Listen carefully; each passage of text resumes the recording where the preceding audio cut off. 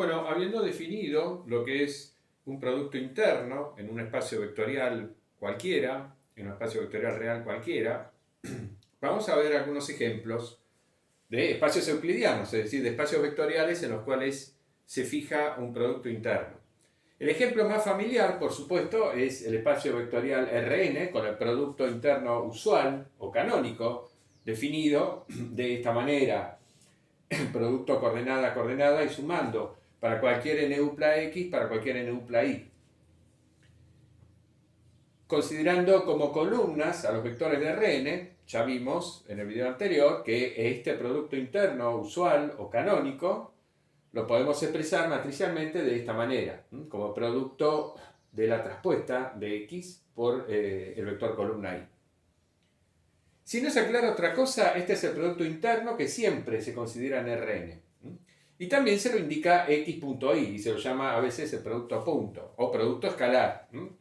Bueno, es el ejemplo más familiar porque de hecho fue lo que tomamos como base, este producto interno fue el que tomamos como base para deducir los principales axiomas, los axiomas que utilizamos para dar la definición abstracta del producto interno. Por eso es el ejemplo más importante en dimensión finita. En general, si tenemos un espacio vectorial B de dimensión finita n, cualquier espacio vectorial de dimensión finita n, y consideramos una base específica dentro de ese espacio vectorial, o fijamos una base, podemos definir a partir de ella, es decir, a partir de la base que estamos fijando, un producto entre vectores del espacio vectorial B de esta manera. O sea que si tomo dos vectores x e y del espacio vectorial B, el producto entre ellos asociado con esta base lo definimos de esta manera. Tomamos las coordenadas del vector x en la base B, formamos con ella este vector fila y lo multiplicamos por el vector de coordenadas, con el vector columna de las coordenadas del vector y en la base B. Entonces, este producto interno asume esta forma, esta expresión, la misma expresión que el producto interno canónico en Rn, donde ahora las xj son las coordenadas del vector x, pero en la base B, y las ij son las coordenadas del vector y en la base B. Es decir, este producto definido de esta manera está como generalizando el producto interno canónico de Rn. Este producto interno canónico en Rn corresponde a este producto cuando, bueno, obviamente cuando el espacio vectorial B es Rn y cuando la base B que tomamos es la base canónica. Es decir, si estamos en Rn y esta base B es la base canónica, este producto es precisamente este que tenemos acá. Bien, entonces, es un ejercicio sencillo de mostrar que este producto así definido cumple los axiomas 1, 2, 3 y 4 que definen a un producto interno. Y por lo tanto, esto es un producto interno. Es un producto interno en el espacio vectorial B. Queda como ejercicio para ustedes demostrar que efectivamente esto es un producto interno. Bien. Lo interesante es que ya vamos a ver próximamente que si tenemos en un espacio vectorial B de dimensión finita definido cualquier producto interno, siempre uno puede encontrar una base de modo tal que ese producto interno se exprese de esta manera. O sea, que tenga la forma del producto interno usual tomando las coordenadas, ¿no? Acá tomando las coordenadas de estos vectores en esa base especial que uno elige. O sea, vamos a ver que en definitiva, todo producto interno definido en un espacio vectorial de dimensión finita puede expresarse de esta manera, eligiendo una base conveniente. Por ese motivo, este producto interno, el canónico o usual en Rn, es el modelo para todo producto interno en un espacio vectorial de dimensión finita. De hecho, si nos limitáramos únicamente a espacios vectoriales de dimensión finita, cosa que no vamos a hacer, pero si lo hiciéramos, casi que ni valdría la pena hablar de en general o dar una definición axiomática del Producto Interno. Uno en realidad podría limitarse a trabajar siempre en Rn con este producto escalar. Pero, como vamos a ver, la noción de Producto Interno es también útil en el caso de ciertos espacios vectoriales de dimensión infinita.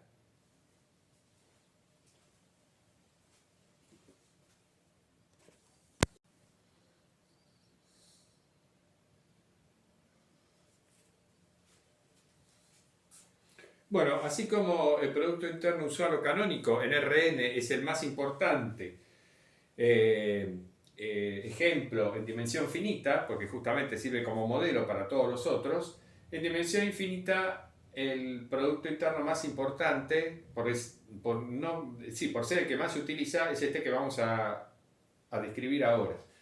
Vamos a considerar el espacio vectorial B formado por todas las funciones continuas definidas en un intervalo cerrado AB de la recta real.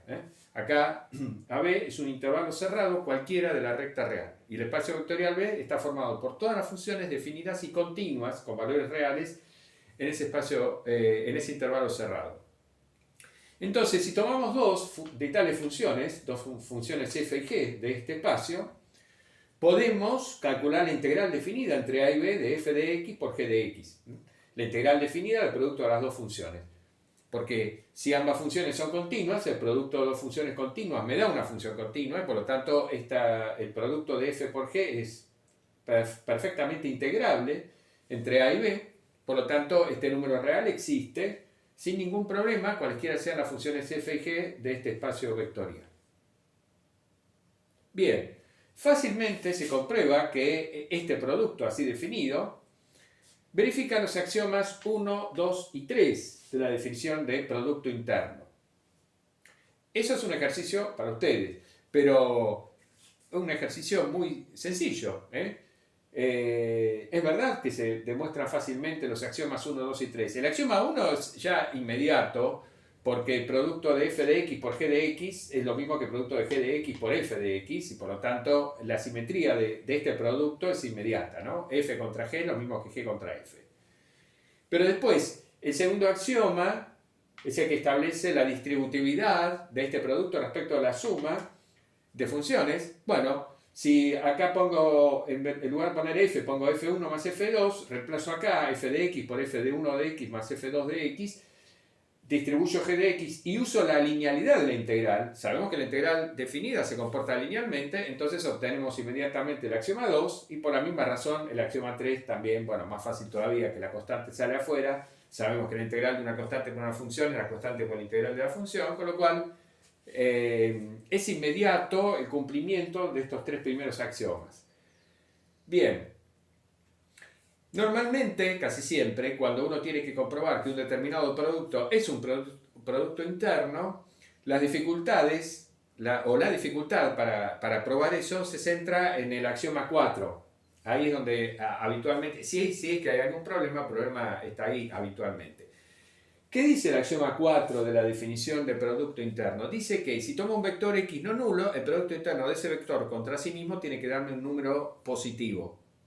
¿Qué pasa? ¿Qué pasa con el axioma 4 en este caso? Si tomamos una función f en el espacio vectorial, cualquier función f, el producto interno de esa función contra ella misma, bueno, por definición, es la integral entre a y b del cuadrado de f de x, ¿no? Que es f de x por f de x, diferencial x. Eso ciertamente va a ser mayor o igual a 0, porque al estar elevada al cuadrado, la función f, el integrando es siempre mayor o igual a 0, por lo tanto, el producto interno de toda función contra ella pasa siempre mayor o igual a 0. Pero con eso no alcanza. El axioma 4 exige demostrar que si la función f es no nula, entonces este producto me da algo positivo. Bueno, entonces, si la función f es no nula, ¿qué significa eso? Significa que existe algún x0 en el intervalo abierto a b, para el cual la función evaluada en x0 es distinta de 0 y por lo tanto al elevarla al cuadrado esto me da positivo. ¿Por qué decimos un x0 adentro del intervalo AB? No puede ocurrir que la función f no se anule, por ejemplo, en el extremo A y que se anule en el resto del intervalo, porque eso estaría en contra de la continuidad de f. Una función continua no puede tener ese comportamiento. Entonces, lo mismo, tampoco puede ocurrir que la función se anule en todo el intervalo, excepto en el extremo b, por la misma razón. Entonces, como la función es continua, si la función es no nula, seguro tiene que haber un punto interior al intervalo donde no se anula. Y entonces, en ese punto interior, la función elevada al cuadrado me da un número real positivo. Ahora, f elevado al cuadrado también es una función continua. O sea, yo a una función continua la elevo al cuadrado, sigo teniendo una función continua. Entonces, como la función f elevado al cuadrado es continua y tiene un valor positivo en x0, necesariamente existe algún radio delta pequeño, de modo que en el intervalo entre x0 menos delta y x0 más delta, es decir, en el intervalo con centro en x0 y radio delta, la función siempre tiene que tomar valores positivos. La función elevada al cuadrado siempre tiene que tomar valores positivos. Como dice acá, necesariamente existe un delta positivo tal que f en x elevado al cuadrado es estrictamente más grande que 0 para todo x en este intervalo, que se mete adentro del intervalo AB, por supuesto. Es decir, no puede pasar, si pasa esto, no puede pasar que en el resto del intervalo la función sea nula, de vuelta, porque estaríamos violando la continuidad de f al cuadrado. Bien, entonces, en algún intervalo de esta forma, la función f elevado al cuadrado toma siempre valores positivos. ¿Qué pasa entonces? Cuando hago el producto interno de f contra f, que es esta integral va a ser mayor o igual a la integral de la misma función, del mismo integrando de f al cuadrado sobre cualquier subintervalo del intervalo AB. En particular, va a ser mayor o igual que la integral sobre este subintervalo de f elevado al cuadrado. Pero ahora, esta integral seguro que es positiva, porque este integrando, dijimos, toma siempre valores positivos en el intervalo entre x0 menos delta y x0 más delta. Bien, entonces con este argumento uno se convence rápidamente, es una demostración esto, que realmente se cumple el axioma 4. Si f es una función continua no nula, cuando hago este producto interno de f contra f, eso me da un número positivo. De modo que efectivamente este producto en este espacio vectorial define un producto interno. Como yo dije, es quizás el ejemplo más importante de producto interno en un espacio vectorial de dimensión infinita. Incluso podemos decir, o podemos llamar a este producto interno el producto interno canónico de este espacio vectorial. En este espacio vectorial, el producto interno más importante es este. Por eso se le puede dar esa denominación, producto interno canónico del espacio vectorial, en el espacio vectorial de las funciones continuas en el intervalo cerrado AB.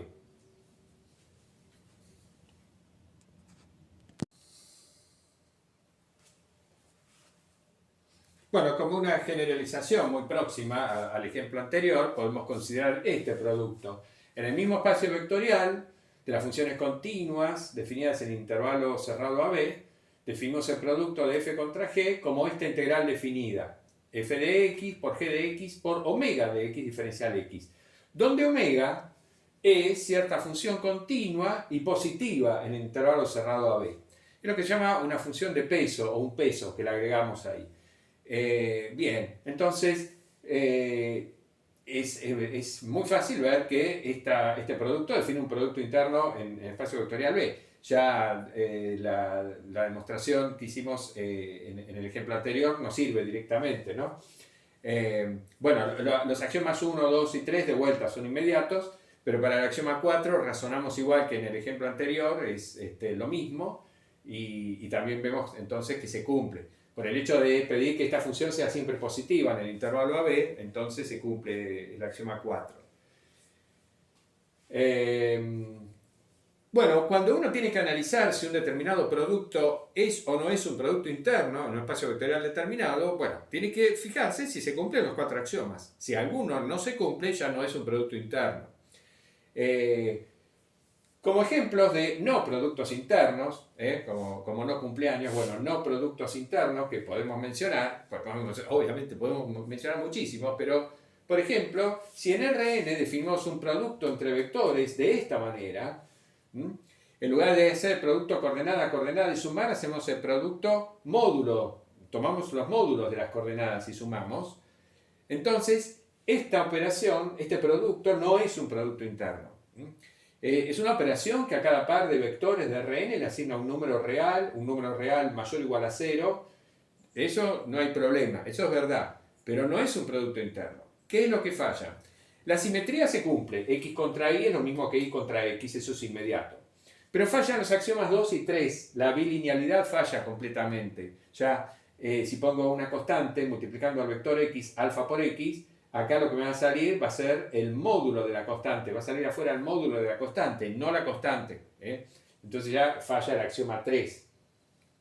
Y obviamente también falla el axioma 2 porque si acá pongo x1 más x2 o pongo un vector x más un vector x tilde, bueno, el valor absoluto de la suma de las coordenadas no es igual a la suma de los valores absolutos de las coordenadas y por lo tanto también falla el axioma 2. Así que no es un producto interno. El axioma 4 sí se cumple, ¿no? Se cumple. X contra x es la suma de los cuadrados de los módulos, es decir, la suma de los cuadrados de las coordenadas del vector x, y por lo tanto, si x es un vector no nulo, x contra x me da algo positivo. El 4 se cumple, o sea, se cumplen el 1 y el 4, pero fallan el 2 y el 3, por lo tanto, esto no es un producto interno. En este ejemplo, en el espacio vectorial R2, ¿no? Los vectores en el plano, el espacio vectorial de los vectores en el plano R2, supongamos que definimos este producto. En este caso, se cumplen los axiomas 1, 2 y 3, eso es fácil verlo, es muy fácil verlo, que se cumplen 1, 2 y 3, pero falla el 4.